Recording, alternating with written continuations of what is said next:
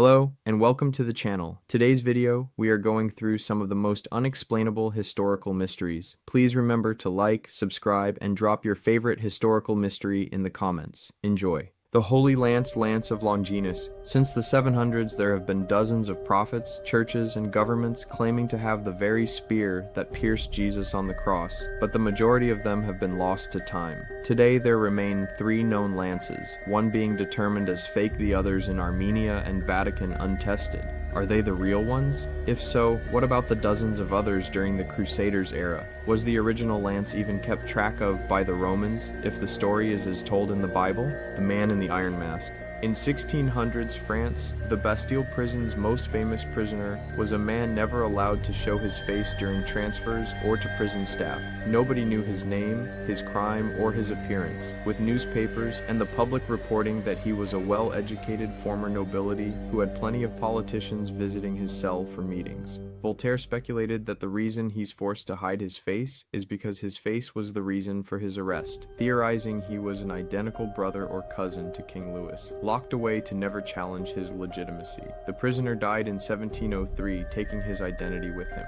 The New York Ripper. In 1915, 2 young kids in Manhattan, Lenore Cohn and Charles Murray, were horrifically murdered months apart. The killer sent letters to New York police stations taking credit for the murders and signing the notes as Jack the Ripper. Paranoia set in across the city of a child killer on the loose, and mobs began attacking anyone suspected of touching children or acting suspicious around them. Despite several mob justice incidents and official arrests, the killer has never been identified. The one historical mystery that always gets the wheels in my head spinning is the death of King Ludwig II of Bavaria in 1886, the day before Ludwig had been declared insane as part of a coup attempt by his uncle, and was basically being held under house arrest. He asked to go for a walk with a psychiatrist whose observation he was under, Bernhard von Gudden, and several hours later, after they didn't return, both men were found dead in a nearby lake. Ludwig's death was officially ruled a suicide by drowning, though the autopsy did not find water in his lungs, and it was assumed that the doctor had tried to stop him and Ludwig had then killed him because there was some bruising on von Gudden's body, indicating he had been hit in the face and strangled. A lot of people don't think Ludwig drowned, although it's possible to dry drown and not have water in your lungs. The water in the area they were found in was also only about waist deep, and Ludwig was known to be a strong swimmer. There are also a lot of conspiracy theories that both men were murdered, which I don't personally believe, but I feel like there's just enough ambiguity about how Ludwig actually died that I don't have a solid theory for what happened. I do think Ludwig probably killed von Gudden, whether intentionally or accidentally, but I go back and forth on whether this was because he was trying to kill himself or trying to escape, and on my theory for how Ludwig himself actually died. Some people speculate that the stress of everything, including fighting von Gudden, brought on some sort of heart attack or stroke, which is semi-plausible to me. The Princes in the Tower. In 1483, Edward Fairb and his younger brother, Richard, Duke of York, were sent to the Tower of London by their uncle, Richard III, supposedly for their protection, but then they simply vanished. Most historians believe Richard III had them killed to secure his claim to the throne, but the truth remains unknown. Some believe that Richard was innocent and that the boys were murdered on the orders of Henry VII, or even Margaret Beaufort. The sweating sickness. This is the name of a disease that first struck England in 1485 and recurred sporadically for the next century. People with the disease developed sudden chills, fever, and profuse sweating. Many died within hours. Unlike the plague, it primarily affected the nobility and mysteriously disappeared after its final outbreak in 1551. To this day, its cause remains uncertain, though some researchers suspect it was an unknown species of hantavirus. Dancing mania. Throughout medieval Europe, groups of people would suddenly begin dancing uncontrollably, sometimes for days or even weeks, until they collapsed from exhaustion or even died. The most famous outbreak occurred in 1518 in Strasbourg, where dozens of people were reportedly affected. No one knows for sure why it happened, but theories include mass hysteria, ergot poisoning, or religious causes. The Sandby Massacre at Sandby Borg on the island of Öland, Sweden. It was a wealthy settlement with plenty of riches and one of the first Scandinavian abandoned sites that shows evidence of onions, also the first glass blower found in Sweden. The massacre occurred in the latter half of the 5th century. 30 people, from old men to small children, were killed with blows from swords to the heads from above and behind, indicating execution. No women were found among the dead. The bodies were left unburied, and there is little evidence of plunder. Also, a grave site within the fort was desecrated.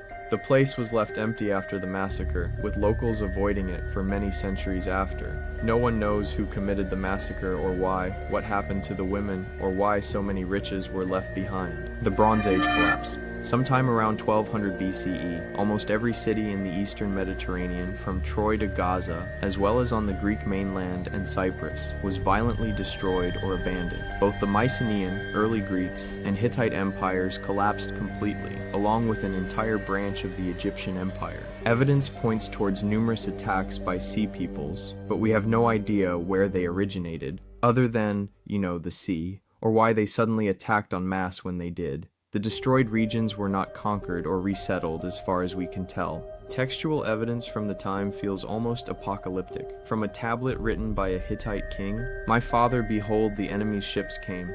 My cities were burned, and they did evil things in my country. Does not my father know that all my troops and chariots are in the land of Hatti, and all my ships are in the land of Luca? Thus, the country is abandoned to itself. May my father know it. The 7 ships of the enemy that came here inflicted much damage upon us."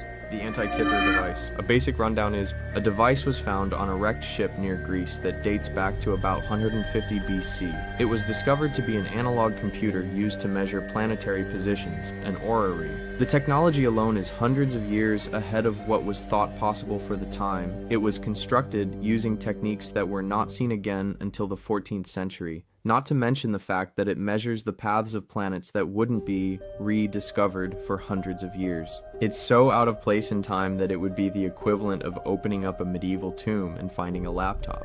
The return of Martin Guerre. A 16th century French peasant abandoned his wife and children only to return 3 years later. Or did he? Turns out it wasn't really Martin who had returned, but an impostor named Arnaud Dutil. He was tried for impersonation after villagers grew suspicious of him. To make matters even more confusing, the real Martin showed up again during the trial. Arnaud was executed, and Martin resumed his old life with his wife Bertrande, who had given birth to 2 of Arnaud's children in the time he was gone.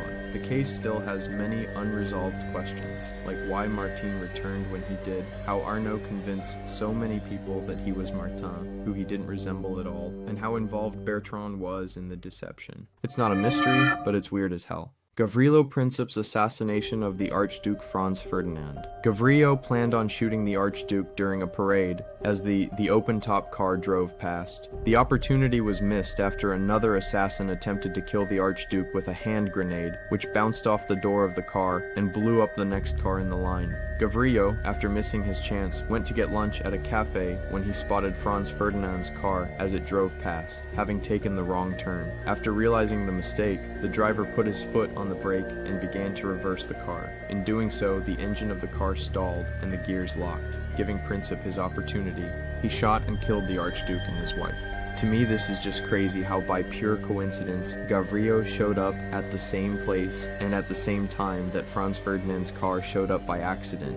The 1561 celestial phenomenon over Nuremberg is one of the earliest mass UFO sightings on record, at least in the way people describe it. Basically, early one morning, the townspeople claimed to see a full-on battle in the sky. They talked about spheres, crosses, and tubes flying around, shooting beams at each other, and eventually crashing to the ground outside the city. Then a huge black spear-shaped object appeared before everything faded. A local artist named Hans Glaser documented it in a woodcut print along with a written account, and that's how we even know about it today. The original print still exists in a few museums and archives. Most historians don't buy the alien angle though. The leading theory is that it was a mix of atmospheric optics like sundogs or parhelia, which can look pretty trippy if you've never seen them, plus maybe some local panic and religious interpretation. In the 1500s, people were primed to see omens or divine warnings and stuff like that, especially with war and plague constantly in the background. So it's either the world's first reported alien dogfight or just 16th century Germans completely losing it over weird sunlight. The Coral Castle in Florida is one of those classic, how the hell did one guy build this, mysteries. It was built by a Latvian immigrant named Edward Leeds Kalnin in the early 1900s after he got dumped by his fiancée back in Latvia. Heartbroken, he moved to Florida and spent about 28 years carving and moving over 1,100 tons of coral rock completely by himself. The guy was like 5 tall and 100 pounds, yet somehow he managed to move multi-ton stones with near perfect balance and precision. No one ever saw exactly how he did it. He always worked alone, mostly at night, and if anyone came by, he'd stop until they left. People who saw him move rocks said it looked like they were floating, which only fueled all the weird theories. Leeds Kalnin claimed he knew the secrets of the pyramids, and that's about as close as we ever got to an explanation. Modern engineers think he used simple but clever mechanical tricks: tripods, pulleys, levers, and counterweights. Still, the precision is insane. Some of the coral gates swing so perfectly that a child could move them with one finger. So depending on who you ask, Coral Castle is either proof of advanced lost knowledge, magnetic levitation, or just one extremely heartbroken guy who mastered physics out of spite. The Hinterkaifeck murders are one of the creepiest unsolved cases in German history. In 1922, 6 people were brutally killed on a remote farmstead about an hour north of Munich. The parents, their daughter, her 2 kids, and the family maid who had literally just started working there that day. The weird part is how it all went down. A few days before the murders, the father told neighbors he'd found strange footprints in the snow leading from the forest to the house, but none going back. He also said he heard footsteps in the attic at night, even though no one was up there. The family dog would bark at nothing, and their old maid had quit a week earlier because she thought the place was haunted. Whoever did it killed everyone with a mattock, a kind of pickaxe, stacked the bodies in the barn, and then calmly lived in the house for a few days afterward, eating meals, feeding the livestock, even milking the cows. Neighbors got suspicious when no one showed up for church, and that's when they found the scene. The police questioned dozens of suspects over the years, from vagrants to relatives to local townsfolk, but nothing stuck. There were rumors of incest, revenge, and even theories that one of the victims' ex-lovers came back. The farm was demolished in 1923, but the murder weapon was later found buried in the rubble. No one was ever charged. Thanks for watching. Please remember to like, subscribe, and comment your favorite historical mysteries down below.